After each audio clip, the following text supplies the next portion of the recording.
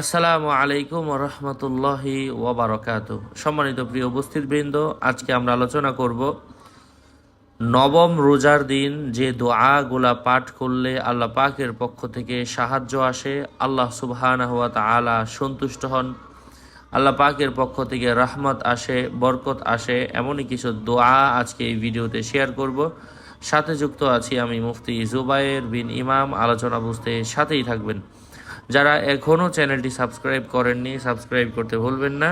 Verify চ্যানেলের description বক্সে click করলে পেজ এবং আইডি আসবে। এটা ছাড়া আলাদা অন্য কোনো পেজ নেই, আইডি নেই, ইমো নেই, হোয়াটসঅ্যাপ নেই, টিকটক নেই। নাম ছবি দেখে বিভ্রান্ত হওয়া যাবে না। প্রত্যেক ভিডিওতে আলাদা আমি সাবধান করি, সতর্ক করি। যাই হোক, সম্মানিত প্রিয় ভাই ও বন্ধুরা, যে দোয়াটা আমাদেরকে পাঠ করতে হবে নবম রোজার দিন, সেই দোয়াটা হচ্ছে আল-ইয়াউমুত তাসি', আল্লাহুম্মা জাআললি ফীহি নাসীবাম মিন রাহমাতিকাল ওয়াসিআহ ওয়াহদিনি ফীহি লিবারাহিনিকাল সাতিআহ ওয়া খুয বিনাসিয়াতি ইলা মারদাতিকাল জামিআহ বি মাহাব্বাতিকা ইয়া আমালাল মুশতাকিন। আমি আবারও বলছি, ভেঙে ভেঙে বলছি বোঝার জন্য।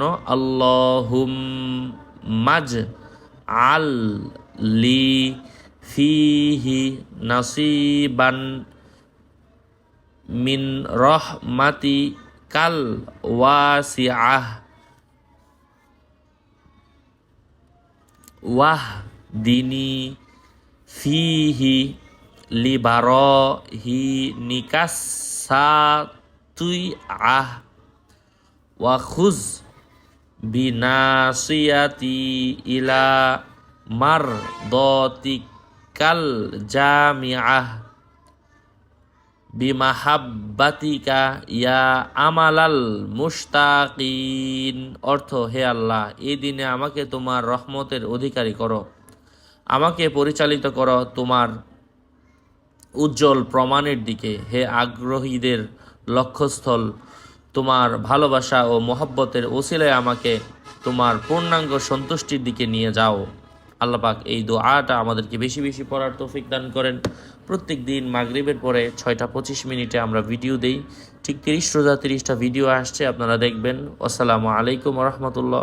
ইনশাআল্লাহ দিন দুনিয়াতে আখিরাতে উপকৃত হবেন। আসসালামু আলাইকুম।